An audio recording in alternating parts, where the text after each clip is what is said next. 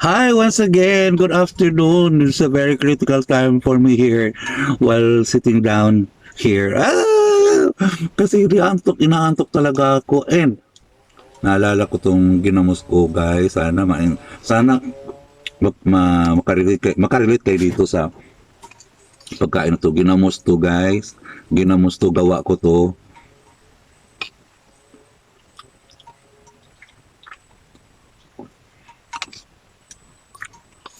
Alam ko yung mga kadalasan dyan o karamihan sa atin nakakaranas kumain nito, lalo na yung maliban lang doon sa mga mayayaman talagang likas simula nung mga magulangan pa nila, yung mga sinaunang mga ano pa no, talagang yung pamilya nila talagang likas na mayayaman talaga, pero yung mga mayayaman ngayon dumaan din galing sa pinakababa na talagang kumbaga mahirap dati, tapos ngayon yumaman, talagang nakakatikim nito, kinamos nito.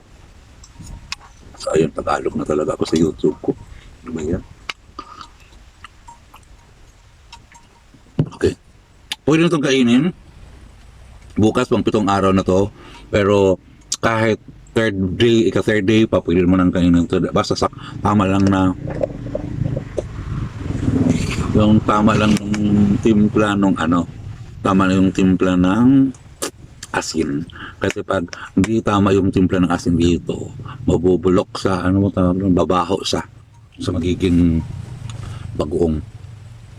So makakarelate kayo nito. Ang sarap-sarap to pang-pares ng kanin, pang-pares ng saging na nilaga, pang-pares ng kamote, pang-pares ng balanghoy o kaya kasaba. Ano ba yung balanghoy? O balanghoy na. Ang gawa ko to, kaya simula nung marunong na akong gumawa nito, hindi na ako nabili sa palengke. Pag umaabot to ng isang buwan, o kaya kalating buwan hanggang isang buwan, ang bango-bango nito, ang sarap-sarap na. Kaya, ayun. At talagang gawa ko to, kaya alam ko talagang malinis to, dahil siyempre, ang pagkagawa ko, hindi naman ako nagkakamay. Hindi ko naman kinakamay. Kundi sandok yung ginagamit ko. Pero yung sandok na hindi na hinugasan, joke lang. Yung walang hugas sa sandok, ganun pa rin. Marurumi pa rin.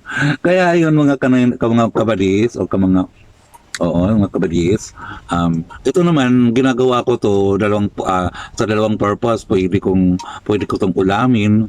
Minsan kasi hindi naman pwede halos araw-arawin mo to dahil magkabato ka sa kidney mo. Kaya, pag may bumibili, pagbigyan ko na rin. Kaya, kung baga yung ginagawa ko nasa 3-4 kilo lang. Kasi marami naman eh.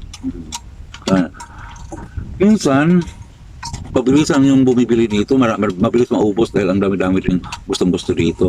Ito kasi pang pares na ng saging na saba, nilaga, ganun ang sarap. Tapos sa kamote, sa balangoy. Pero ako naman ito, ginagawa ko dito pa iba-iba. Minsan ginigisal ba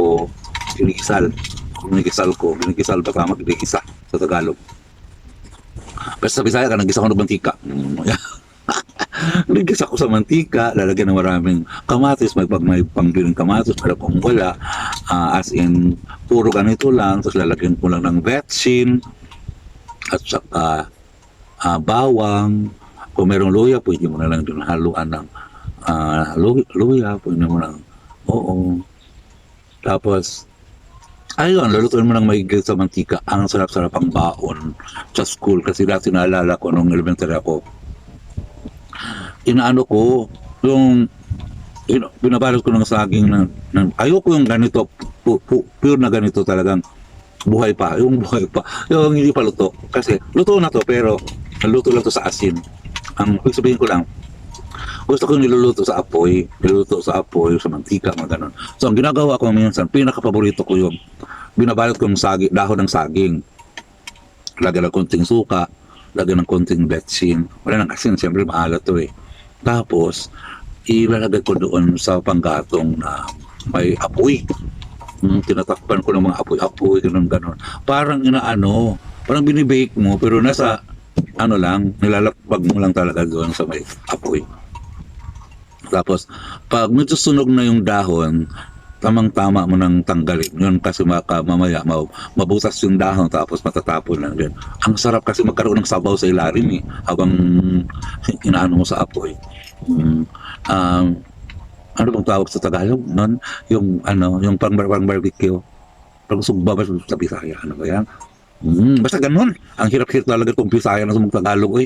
Oo, kahirapan talaga mag-Tagalog. So, muna sa ang pinaka-paborito din ako. Pero kung nagdali ko kay wala na apoy, pag nagmamadali ako dahil wala nang ng apoy, o kaya pahirapan ng apoy na ipiprito ko yun, igisa ko ng mantika.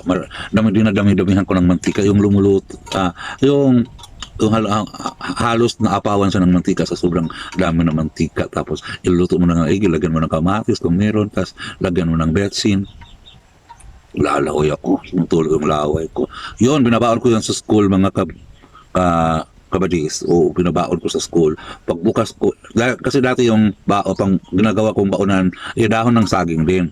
Tapos yung, inaano ko yung apoy, yung luto na galing sa apoy, tinatanggal ko, kinukusara ko, ibabaon ko doon sa kanin. Tapos, siyempre, ibabalot mo yon ng dahon ng saging, yung baon mong kanin. Tapos, tatabian mo yon para hindi yun maano.